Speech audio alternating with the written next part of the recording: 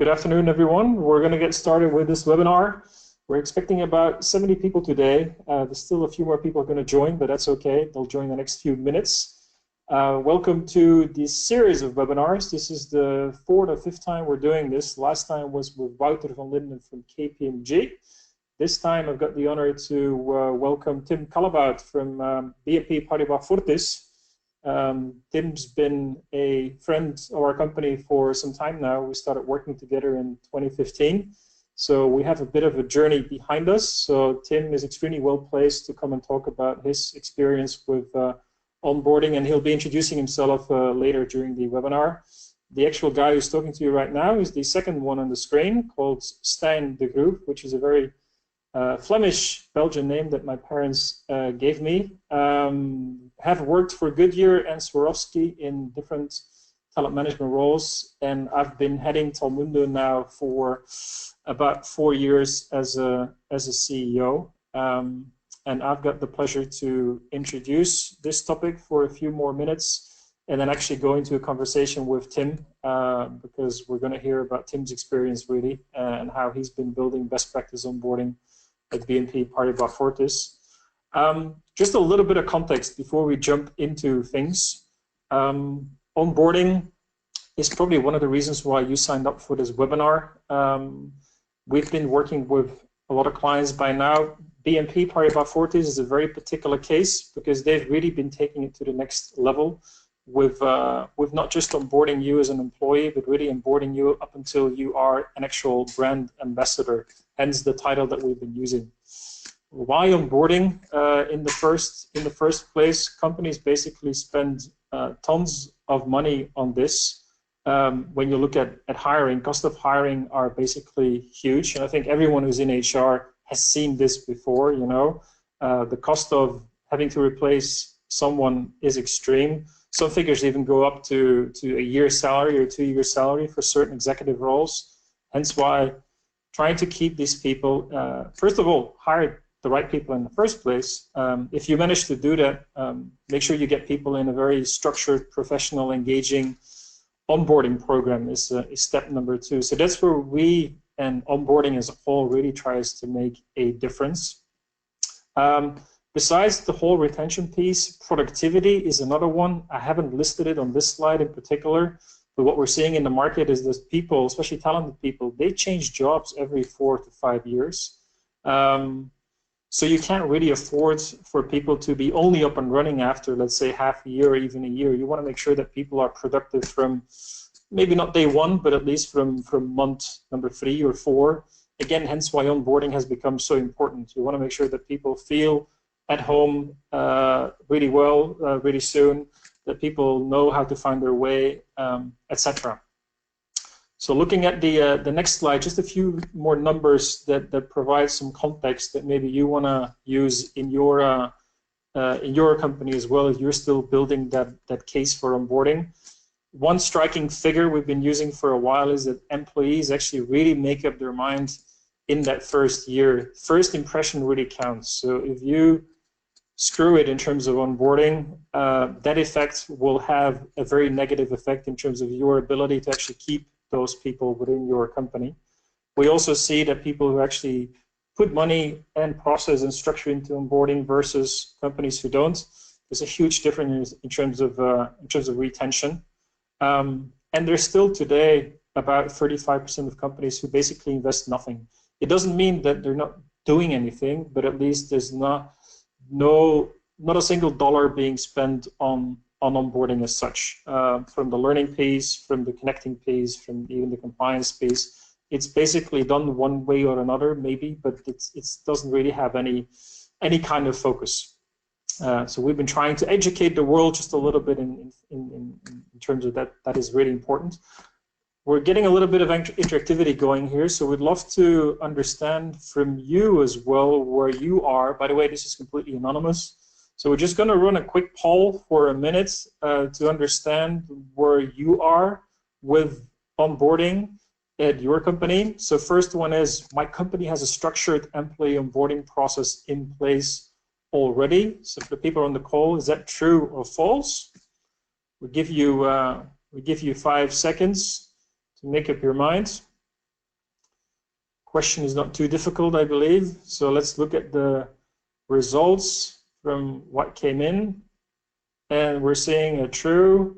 My company does have a structured onboarding process in place, and a false is the 29%. So it seems that a lot of you guys are doing something already, which is great to see. And we still have about 1/3 who still needs to start, which is almost completely in line with the initial research we saw on the previous slide. Our onboarding process tends to happen through online or intranet, through email, in person, face-to-face maybe, or a combination of the above activities. So that's the second question we'd love to, the second answer we'd love to get from you. So a couple of seconds to make up your mind, and then we'll see what comes out of it. Online, 6%, email, no way, in person, 30%, combination of the above, 65%, which is great to see, because I think these are all ways and tools and channels to try and get good results with onboarding. So most of you are already using different channels, which is great to see. I think we got a third. Do we have another question coming up? Yeah, our onboarding tends to last for. It's also a discussion we often get into with companies, which is often a fascinating debate. What's onboarding? You know, is that just day one? Maybe you just welcome people, you give them the brochure, you connect them to some people, and off you go. Or is it more a 1 week type of thing, or 1 month, or is it 3 months, or maybe even longer than 3 months of activity that you are building? So we're not saying true or false or good or bad. We're just interested to understand where you are. So a few more seconds for your votes, and then we'll look at results. So 1 day, 14%, 1 week, 14%, 21% for 1 month, and more than 3 months, 50%.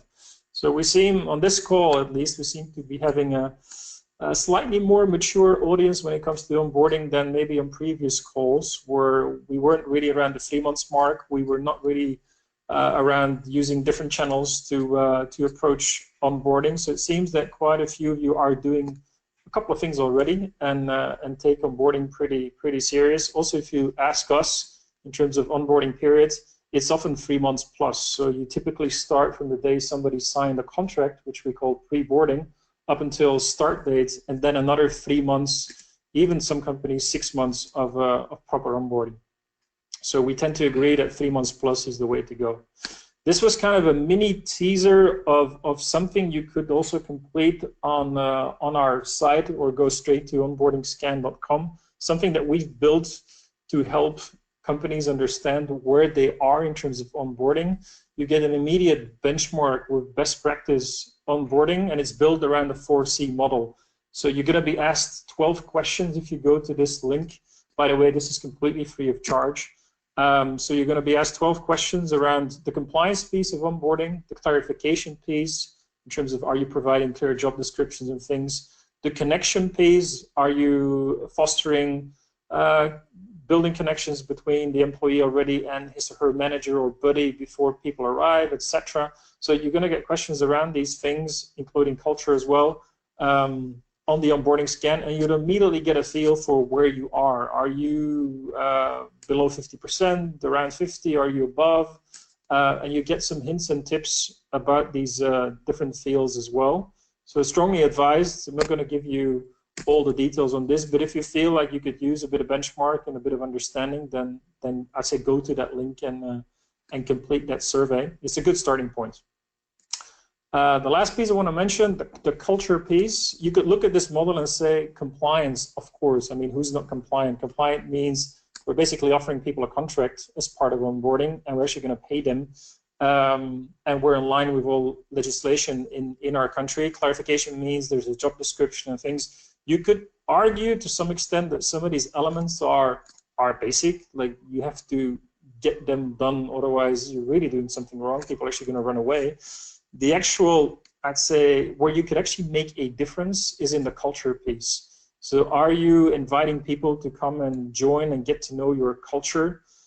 meaning you're also going to work on their engagement, meaning you'll be very transparent about the way things work, not only the tangible things, but also the intangible things. So we've seen the best results with companies who focus on this. Now, I got to say, only focusing on culture is also not going to work. If you forget about being compliant, if you forget about providing good job descriptions, you can be so clear about your culture and getting people involved in it, it's not going to work. You sometimes see that happening with startups who have this really exciting cultural piece of a startup, but they are maybe not even compliant and are not really clear about things that got to happen. Then it's great to be part of that culture, but actually you're still going to be stressed and maybe not feel that well because there's a couple of other things that have been forgotten. So culture is definitely for us the top one, if you make sure that you don't forget about the other three pieces. And we kind of call that culture boarding. And that's one of the reasons to invite Tim today, because what we've seen at BNP Paribas Fortis is that they really took onboarding to the next level. They've gone through this model. They've been building different building blocks. They've gone through compliance, clarification, connection. And now the focus has really shifted to that culture piece.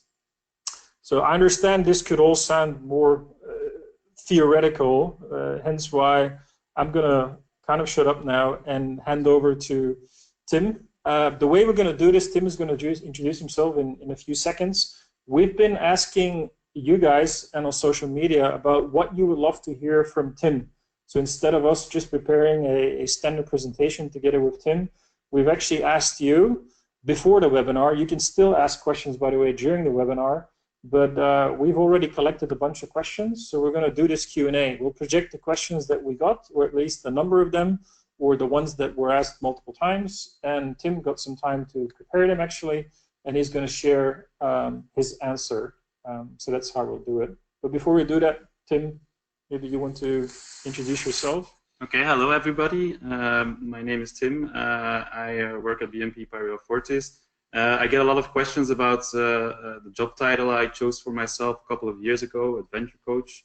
And basically, like Stijn says, culture is really a very important aspect of our company.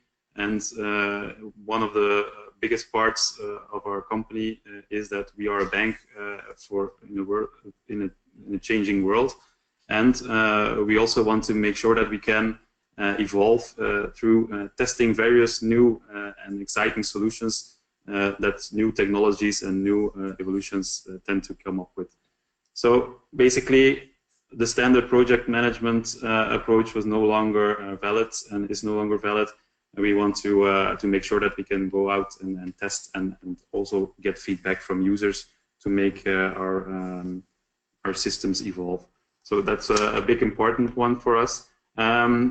Like I said, the BNP Paribas Fortis is a company, a Belgium-based company with an international approach, and we are part of a bigger group, BNP Paribas, which is French-based and about more or less 200,000 people worldwide in over more than 70 countries. And as Stijn already mentioned, we have a lasting cooperation with Talmundo since 2015 as such. Thank you guys for all your questions. I think there were a lot of exciting questions there. I want to take this approach, and I prefer this approach as well, to really go into the questions that you guys have, because I can talk a lot about onboarding and it's really an exciting topic to discuss. But I think it's more interesting to hear what you guys want to hear and get noticed. So we'll jump into the first question, yep. Stijn. And as Christina just said on the chat as well, Christina from our marketing team, if you got any questions now that come up, feel free to ask them through the chat function.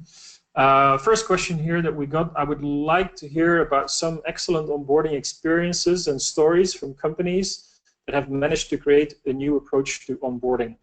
I think that question we couldn't miss, because that's completely where I think you are, Tim. Yeah, I think, well, the starting point for us was in 2015, we really looked into our entire socialization process of newcomers in our organization.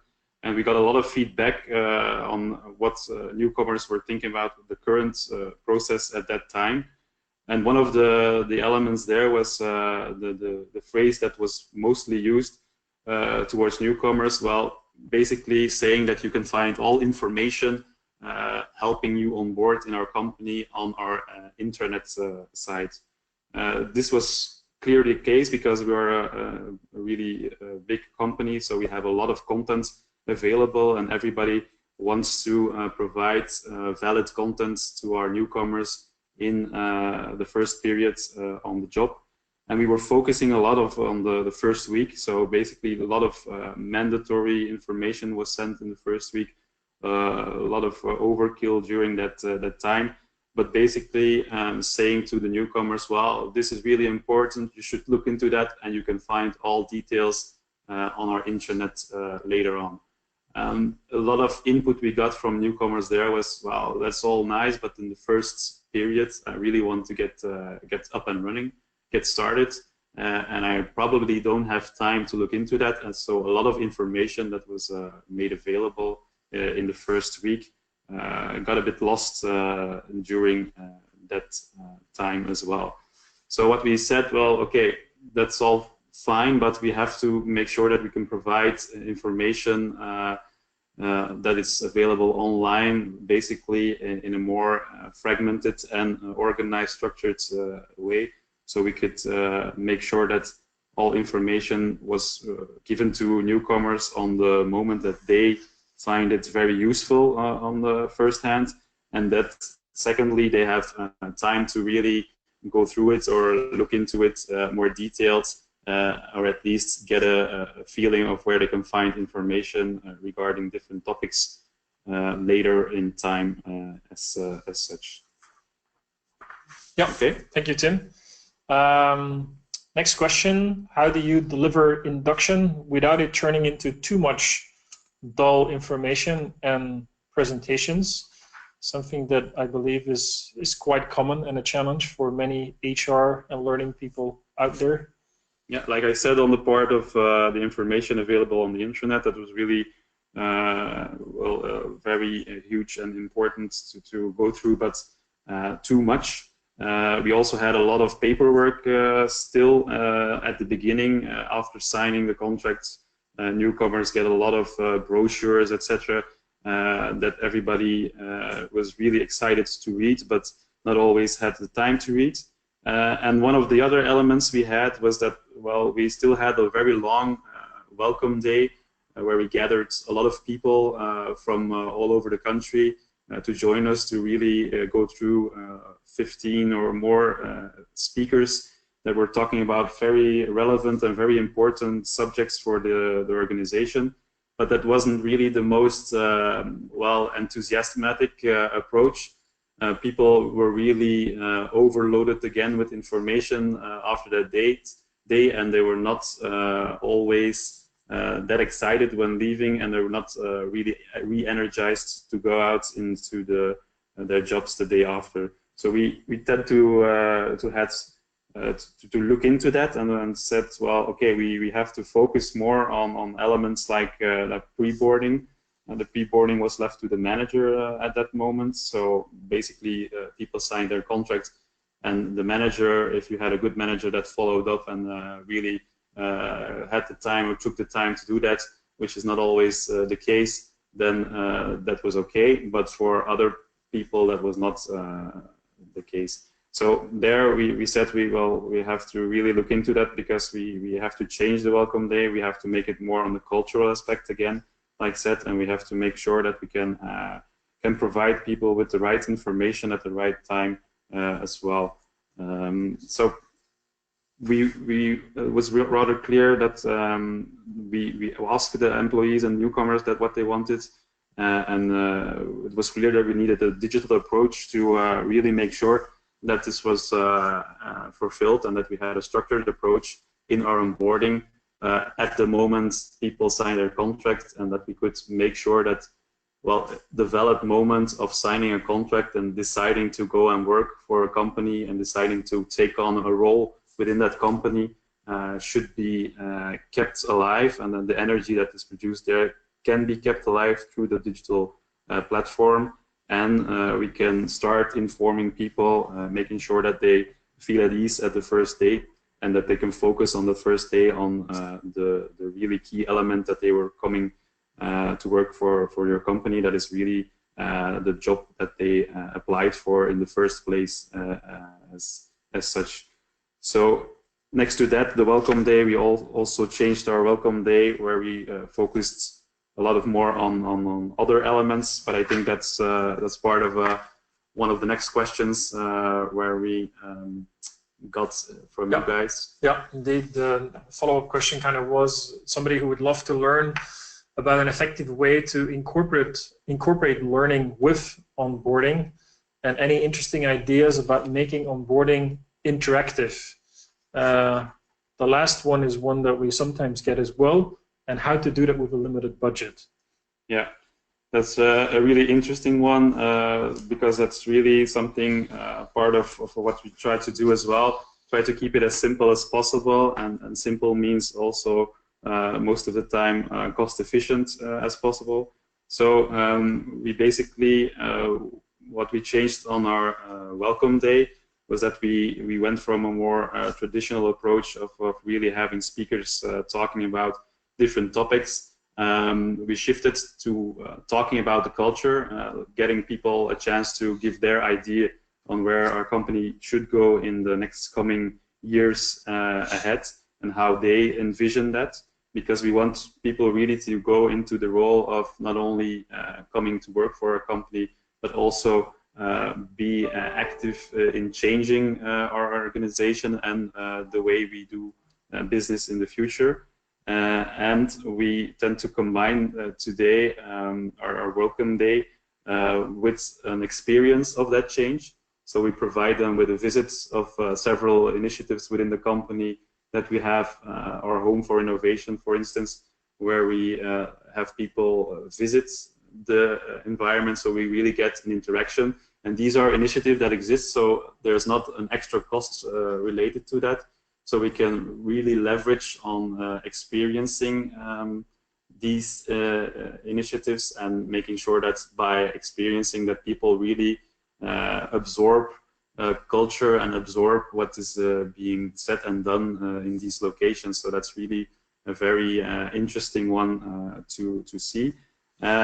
We also integrated into the digital platform pulse checks. So basically meaning we get the opportunity to ask people feedback during the onboarding process.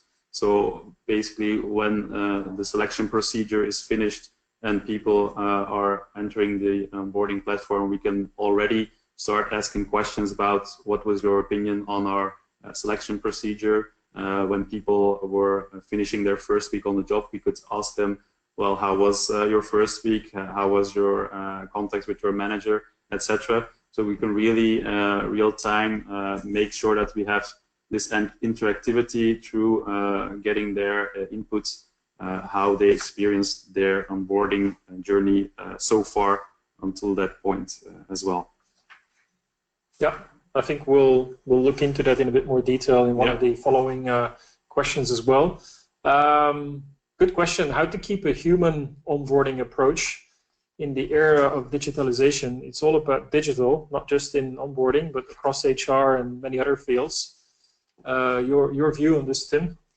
Yeah, I think that's a very important one. As like I said, as a bank in a changing world, we're really shifting and focusing on digitalization of all our business activities.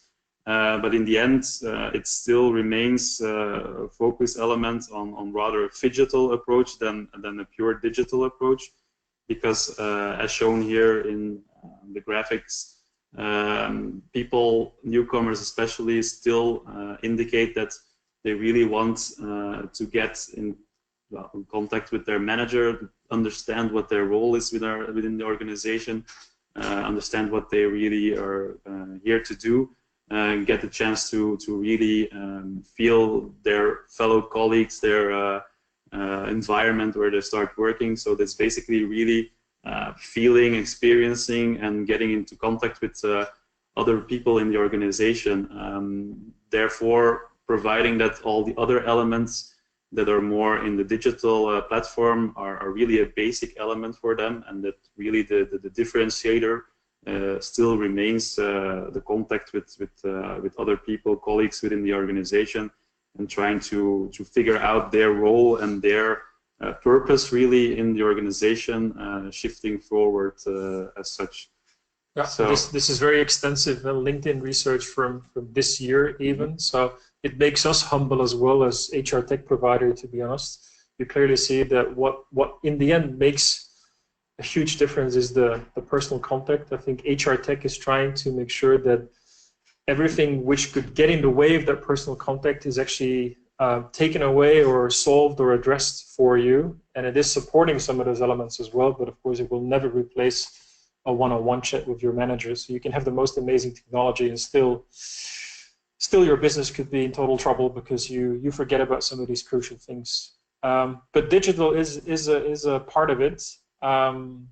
Maybe you want to share a little bit about the technology you put in place. So the approach we had in our digital platform is really based on what we already said. Well, starting from the element that all our employees are ambassadors, but we have to make sure that they are really welcomed and that they are really informed about all the different elements of not only being a member of the organization, being a valid employer and a satisfied employer, engaged employer, but also from the other hand, all these people are also clients of our organization, which is something we tend to forget, and we had really a shift in this as well from the first version of the welcome application we had.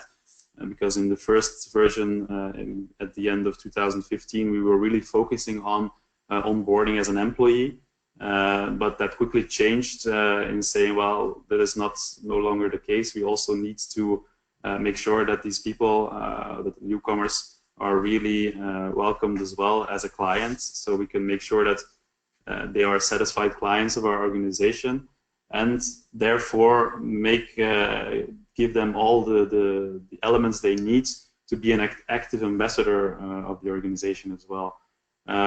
So basically, these are the three blocks that we really tend to put forward and really make sure that people are informed about, are really enthusiastic about. So these are the building blocks of our digital solution, and this really makes sure that they can become very much satisfied clients, engaged employees, and active ambassadors of our organization as such, providing that they can all go through these different elements and different stages as well.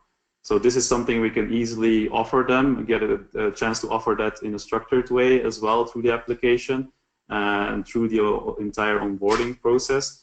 And we also get a chance to really add some nice elements in there, multiple videos, really interesting and interactive approach as well, by visiting a virtual tour of our flagship store, for instance, in Brussels.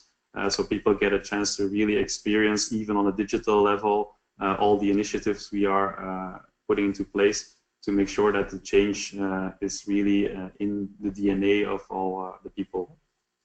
I must say this is a quite unique concept we've seen across our clients. Of course, it only really works if you're this consumer brand like BNP is. It doesn't always work if you're just in B2B, to be honest.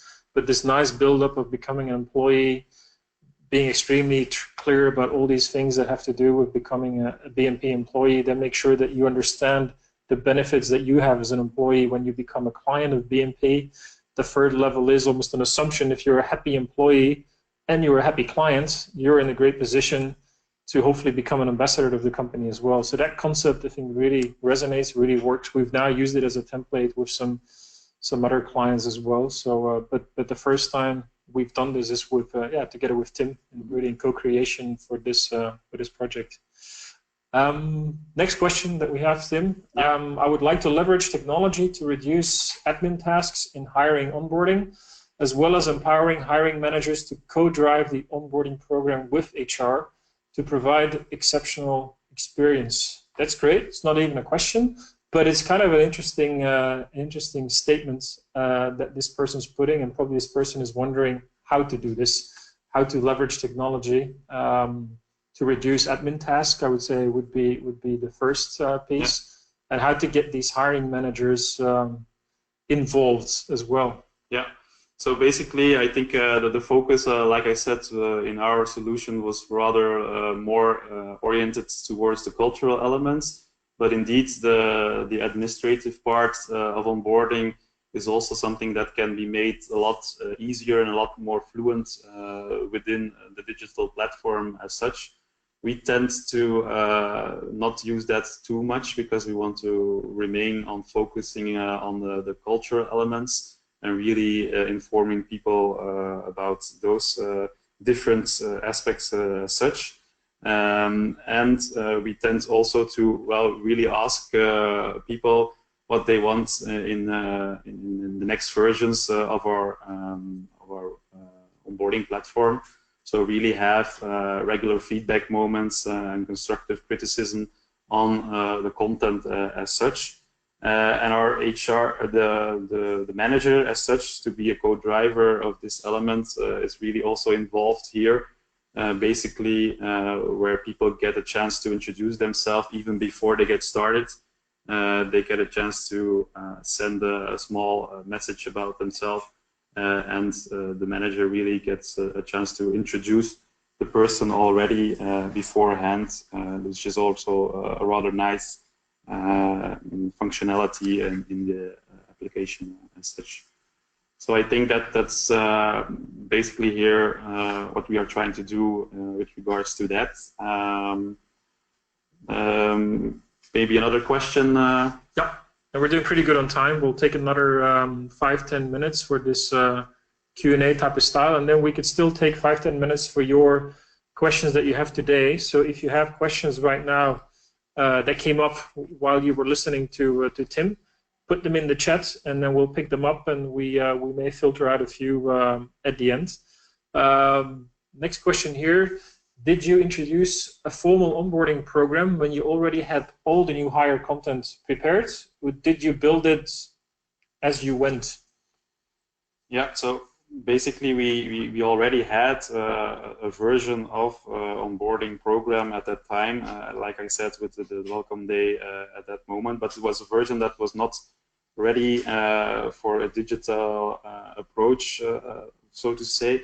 And also we tend to want to hire a lot of digital profiles on the market, so we should have we shifted that approach as well, and we tended to say, well, okay, we can look into all the content and try to make the ideal approach of the program of onboarding as a whole, but we basically also said, okay, we have to get up and running as fast as possible with this digital approach as well. And we want to learn by doing and learn by trying and making errors and really evolving further. I think that's the key element here. You don't have to wait until you get it all well 100% right. You have to get started and really get the onboardees involved and the newcomers in your organization involved into changing the onboarding cycle as such, because there's a lot of information and a lot of feedback that people have, and there's also a lot of things people want to give their ideas about the current onboarding process. One of the most the greatest things I had experiencing was that there was a branch office in Brussels, where there was really a book. There was really a book made by the newcomers that was handed over to the next newcomer in line, and this was really something that was great to see and experience, because that made sure that people, newcomers, really felt like, okay, I want to leave a legacy to the next person in line that will be new in this team. But they did it in a way that it was limited to only that office as such. So basically what we did was try to make sure that some of the content that was in there and some of the approach that was in that book also got integrated in the onboarding platform as such.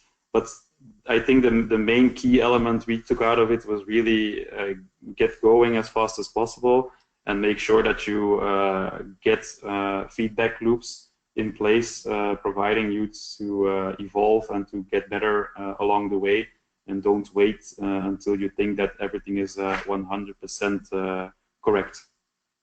Yeah. I think the before last question here that we have, do you have such topics as regulatory or compliance that we talked about, which you have to deliver as a part of induction, unavoidable? How do you deliver them? How do you get around it? So we are a bank, as said, so in fact compliance and regulation is also part of our culture as well. So basically, like it says here on the slides, culture first means that these compliance and regulatory elements are part of our culture for one. Compliance as such also provides us that we have mandatory e-learnings and those type of information that we have to share on the first day that people are onboarded, and we have to make sure that people really get these elements out of the way, I would say. Even if the importance is rather high, people tend to feel that this is really something they have to do, but we want to make sure that next to the administrative part of these compliance elements, that we also get a chance to incorporate the cultural elements of compliance and regulations as well. So we make sure that in the onboarding application, we also focus on the story behind the compliance elements, etc. But we also make the necessary links to the mandatory e-learnings and other elements that onboardees have to go through, making sure that they had received that information as such. But this means that we also get a chance to, well, not only make sure of the mandatory part, but also get a chance to sometimes get a little quiz in there and make sure that it gets a little bit more exciting to read all about compliance and other related information as well. We see that as well with other clients. Compliance just is absolutely important. Ideally, you create a one-stop shop where people get through what they need to complete, or what they need to sign, or what they need to review, or what they need to be tested on. But it should never kind of be the actual focus, but it's got to be there. Otherwise, you don't have that opportunity to go and talk about things like culture and learning, which are definitely the more exciting pieces, but compliance is an extremely important building block. So depending on the client, we integrate that within the app itself, or we connect with other systems where contract signature actually happens, what have you. So every country is also different in terms of legislation, but trying to have it as one seamless experience here is definitely a success factor. Yeah. Last question that we had prepared, and then we'll take 2 or 3 that we got from the audience. Unavoidable question, extremely important. How do you actually measure onboarding program efficiency? And what KPIs are you tracking to measure the success of the onboarding program or the onboarding technology? Yeah, that's really a key element for sure to follow up and follow through on really using the application, not only listening to the feedback of the users, but also take a notice of all the metrics they leave behind. So we focus a lot on the activation rate of the application, because it's not a mandatory application for newcomers. So we get a rather high activation rates that is between 85 and 90%. Which is really good, and which is really great to see that people are really exploring the application and the possibility they get with that. So basically also the usage of the application and the times they are using it, the times they are opening the application, and also the top 5 of the most popular pages, but also of the least popular pages. So we can tend to really challenge those people and to change the content that they have placed on that that page, because we tend to see, and we had a lot of experience with that, not all the content is ready to be on a mobile or a mobile friendly application. It's basically a bit of an app gap of some certain content, and that's something we really had to work on with different providers of information for our onboarding platform here, and that is also an important one to take away in really making sure that the quality of the onboarding application can go further as such.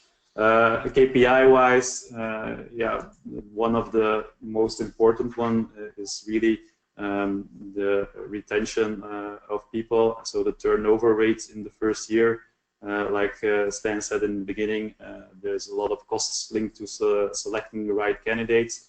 And if they leave in the first year, well, then there's rather a lot of money spent there and not a lot of productivity that comes with that. So we see there that there's a positive evolution going on as well, in ways that this is also linked to the global approach, and so not only to the employee, not only to the onboarding app, sorry, but also to the global approach of the entire onboarding of newcomers as well. Like we said, we invite people to be an ambassador of our organization, which means that they can also refer a friend as a client, but also to come and work for the organization. So people really get a chance also to involve their own network and their own family and friends to get a chance to be a client or even an employee of our organization as such. So like I said, the basic element here is focusing on the culture, giving people a great employee experience, starting really from the very beginning when they sign their contract, leaving the momentum of the contract and the energy that is really generated there to last throughout the entire onboarding cycle. So basically, that's something maybe also interesting to share. For us, that means we still provide them with new and different content within the first 3 months on the job, and we leave the application available for newcomers within the first year. So even if they already have received all the information, they still get a chance to think about, okay, I saw that information in the application, I go back to the application and I get on the right track. But also new content, because a lot of content is really generated throughout time. Also new content is also still provided to them and not only limited within that time frame of the first 3 months on the job. Maybe last but not least, yeah, just 2 words about next steps, because what we've been building this since December 2015, and it's a journey that continues. So what are the next steps, Tim, in your view, to take it again to the next level? Well, the next steps are really exciting in that perspective, that we are looking into using the solution across all the employees, because we got a lot of comments and a lot of remarks about people saying that, okay, providing this content and seeing the content that is on there, even if I work here 10 or 20 years even, this content is also interesting for me, is also relevant for me. So we are exploring now the possibility, together with existing employees, to really change the current version of newcomers and also provide them to the entire population, which is really leveraging on something. A best practice is also always a great thing to do, and we want to provide them also with the pulse checks to make sure that not only we talk about the employee experience, but also their client experience, and not only giving and getting feedback from new clients with newcomers, but getting feedback from people that are probably already clients for a long time and also have a lot of input on understanding the organization as such. as well. And well, a recent evolution of the functionalities within the onboarding application with the chatbots functionality is something we really are looking forward and are excited to jump into, because that's a first for us as well. So we'll have to look into that really detailed, and we will have to build the experience along the way, because I think it's not an easy one, but I think it's a really nice one to add, because the chatbot will really give you a chance to go through the application and be guided through the application, and even increase the interactivity of an application like this one as such. Yeah, perfect. We're giving you 2 freebies before we look at the few questions. The first one I already mentioned. You can go to onboardingscan.com and complete the 12-question survey, and you'll get an assessment report of where you are with your onboarding program and approach to onboarding. And secondly, within this GoToWebinar tool, we give you an onboarding milestone checklist, which is a great starting point. So if you guys want to get started and improving your approach to onboarding, that's a great place to start with some immediate hints and tips that where you can actually be in a better place tomorrow already if you start executing what's on the checklist. Looking at the time, I'm conscious of time. We've been talking for almost 50 minutes. I'll take another 5 minutes max for questions. And one that came back several times is really about the adoption of the process and the whole change management piece. Has there been any challenges, Tim, with adoption of this new approach of onboarding? I think as well with people within HR and learning, maybe managers, maybe the onboardees themselves. I think most of the elements was rather all the different content. It's the different people in the organization that really want to reach out to newcomers and really want to be on the platform, making sure that all the information that they are providing is really ready to be used on such a platform. That was one of the biggest elements, and convincing people that really it's not necessary to talk to people through a lecture, through really a presentation, to make sure that they can also understand the importance of their subjects as such. And that was really a mind shift for most people. But everybody was rather enthusiastic, because that really was something new. We were introducing the digital approach, which we are talking about towards the clients every day. And we were really, for the first time, also doing something towards our own employees, newcomers as such, that went farther than just the basic intranet and other content and information that was already available as such. Yeah. And then we got 2 questions around the chatbot as well. Mm-hmm. So people are wondering how exactly it's going to be used within the application. I know we're about to pilot it, so we don't have a real user experience yet. But what's your view on how this is gonna work as part of your onboarding approach and program? Yeah, so we currently are really asking people, newcomers, managers, employees, what they think they could or should be asking a chatbot in this application.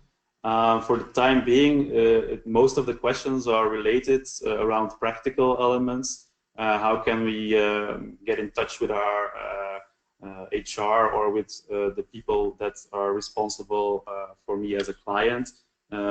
Those informations will probably be one of the things that we will have to integrate into the chatbots. Another element for me is really guiding people through the application as such, because today we land, most of the time we land on the dashboard, but people really also want to have some interactivity and get some help when they're there and they have a feeling, okay, I want to find more about X topic, that they can have a possibility to really have a search function there. And if you have a search function that really gets interaction going and that helps you in a great way, that's also an element that I think we'll have to introduce with the chatbot. And well, at some point the chatbot will have its limitations, and we will still have to be able to say, okay, this is a question that is not able to be answered today by the chatbot. So we have to, again, redirect to existing solution flows. But we can learn about every interaction that the chatbot is making with users. And that is, for me, one of the most exciting parts as well. We get a chance to really introduce all kinds of elements of machine learning on one hand, and artificial intelligence. For me, this is really something where we get inputs by users, and the computer or chatbot really can make sure that in the future this question will be able to answer if today this is not the case. So it's again a learning curve that we will have to go through, but it's a really exciting one where we can program a lot of replies and a lot of flows that people are having today, and make sure that the books that people have everywhere, or the little notes that people have everywhere, we can get that into the chatbot and make sure that the questions and the answers are already in the application as such. Yeah, no, I can only confirm what you're saying. I think me as an HR professional looking at this as well, it finally makes the whole big data seem tangible, I would say, and chatbot is a great channel to be your virtual buddy and really help you with your all of your questions that you may have as part of your onboarding. And together with you and other clients, that we're going to make this chatbot smarter and smarter every day, and we're going to learn more and more about what are really things that are top of mind with onboardees. So at some point, your virtual buddy is actually able to respond to 95% of your questions. Mm-hmm. So again, with your real buddy, you can focus on things that are truly a differentiator, you know, but all the hassle of when do I show up at work, where do I get my badge, where do I get my car, are all addressed by your virtual buddy. So that's the whole point. So with this, Tim, I would love to thank you for the time you took today. My pleasure. To be online together with us. I'd like to thank all the people who showed up today. I would even like to thank the people who didn't show up today, because they'll actually get the recording as well from the webinars. Everyone who registered will get recordings, so you can look at this again, share with colleagues if you wish. We'll continue the series, so be on the watch out for an invitation that will probably show up in 1 or 2 months for a webinar around Feb with another client of us. So thank you very much, and I hope to see or hear you again at some point. Thank you. Bye.